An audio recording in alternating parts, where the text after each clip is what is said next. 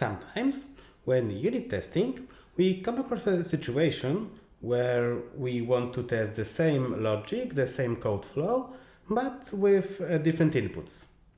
And of course, we can do this by just copying our one test case and changing the duplicate version. But this introduces a code duplication, and there is a much better way to do this. And today, I will show you exactly how to do this with JUnit 5 and using the libraries that are provided by JUnit 5, namely ParameterizedTest. Are you ready? Then let's go. Imagine that we have an online shop, and in this shop, we want to calculate the shipping cost. We have two methods of shipping, standard and express, and for each of these methods, the cost is expressed as cost per kilogram.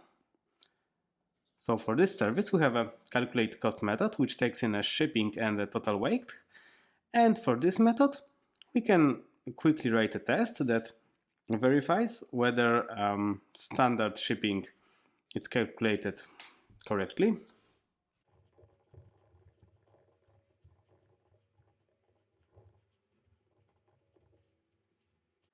And if we would like to test also the express shipping cost, then the test for the express shipping method would be exactly the same like in this case. The only difference would be the parameters to the calculate cost method and the expected value. Instead of shipping standard, we would put shipping express here, and the expected value would be something else. So instead of duplicating the code for this test and only changing the parameters to the calculate cost method, we can change this test to a parameterized test. Luckily for us, since JUnit 5, we have support for parameterized test. The only thing we need to do is include an extra dependency, JUnit Jupyter params, and with this, we can change our test to a parameterized test.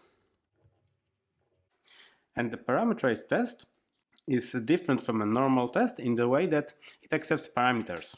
So here you would like a shipping parameter and an expected value.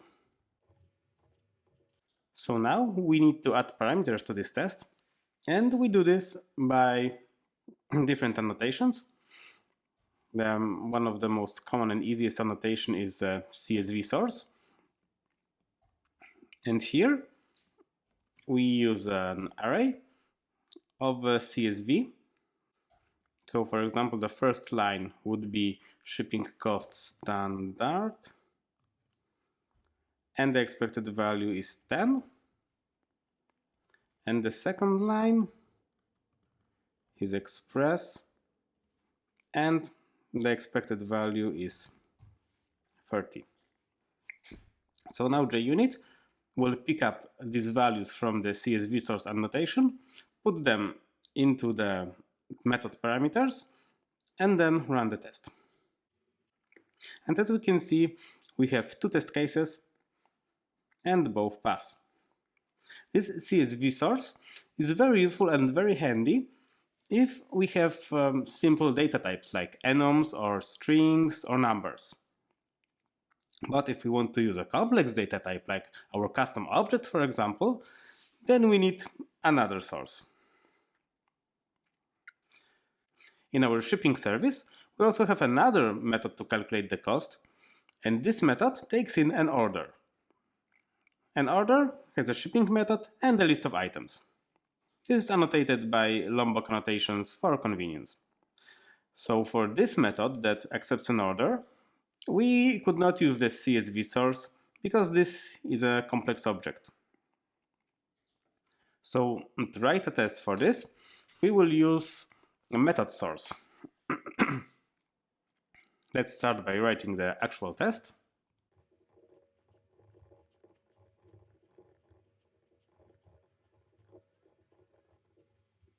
And of course, this is no longer calculate standard shipping cost, but calculate shipping cost.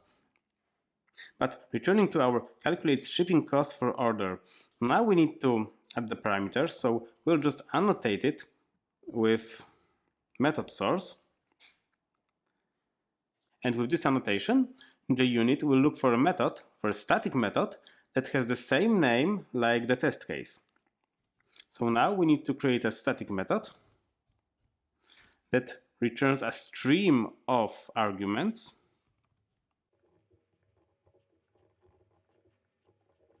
And here we return a stream of arguments.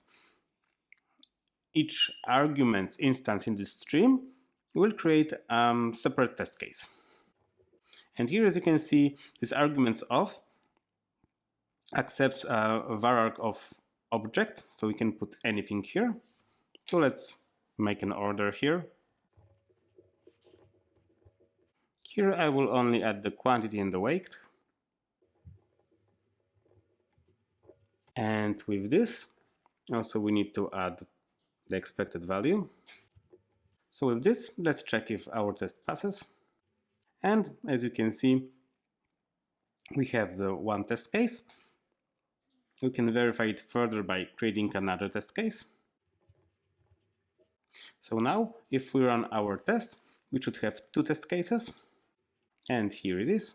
We have two test cases for this order. They have been generated from the method source. In case we would like to use some other method name, we can put it into the value parameter of the method source. And just call it parameters for test.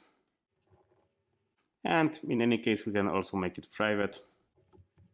And this way, we can have one method that provides parameters for several tests, and it can be named any way that we want it. And this is the basic usage of the parameterized test annotation and functionality in JUnit. This is very convenient if you have several test cases that have the same logic but only differ in the actual parameters that you pass to the function or to the unit under test.